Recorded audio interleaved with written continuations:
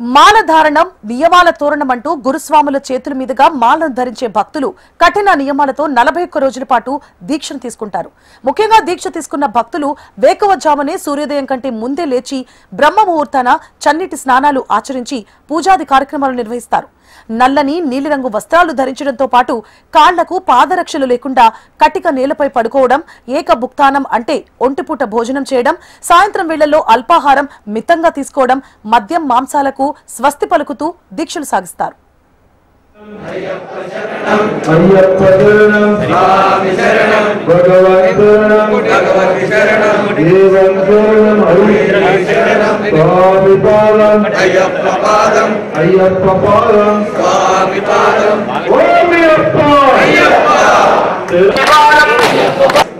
భారతీక్షణ వాళ్ళందరూ కూడా మాలను చేత పట్టుకోండి.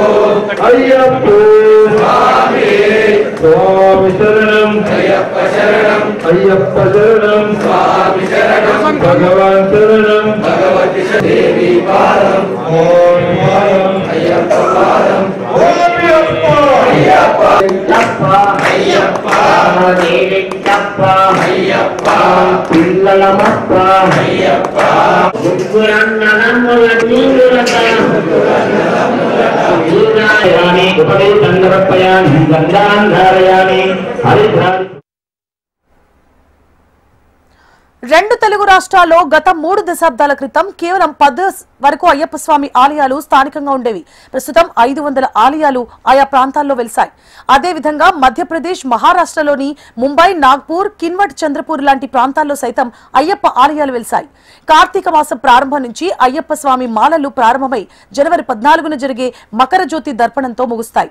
స్థానికంగా 41 రోజుల పాటు దీక్షను పూర్తి చేసిన భక్తులు గురుస్వాముల చేతుల మీదుగా ఇరుముడి కట్టించుకొని కేరళలోని శబరిమల ఆలయానికి బయలుదేరి వెళ్తారు.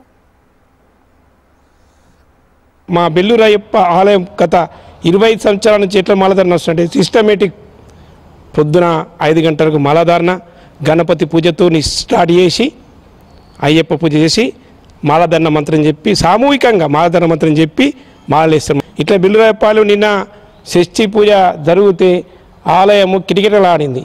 దాదాపుగా 3-4 వేల మంది వచ్చి ఇక్కడ పూజలు చేసుకొని దీక్షలు చేసిండ్రు. ఇట్లా మా బెల్లూరయ్యప్ప ఆలయం నుంచి ప్రతి ఒక్క భక్తుడికి మేము సేవలు అందిస్తున్నాము. ఇట్లే మీరు ఎవరు వచ్చినా కానీ మాలధారణకు వచ్చినా కానీ మా దగ్గరికి మేము మాలకు ముందరుండి చేపించేసి అన్ని రకాల సౌకర్యాలు కల్పిస్తాము. అట్లానే మా ఆరట్టు మహోత్సవము ఫస్ట్ 29 నాడు మాది ధ్వజారోహం ఉన్నది. ధ్వజారోహం 7 గంటలకు, మళ్ళీ తర్వాత 30 నాడు ఆరట్టు మహోత్సవం కనువిందుగా శబరిమలలో ఎట్లా ఆరట్టు మహోత్సవం చేస్తారో అలాగే మా బెల్లూరయ్యప్ప ఆలయం కూడా ఆరట్టు మహోత్సవం అట్లా చేస్తాము.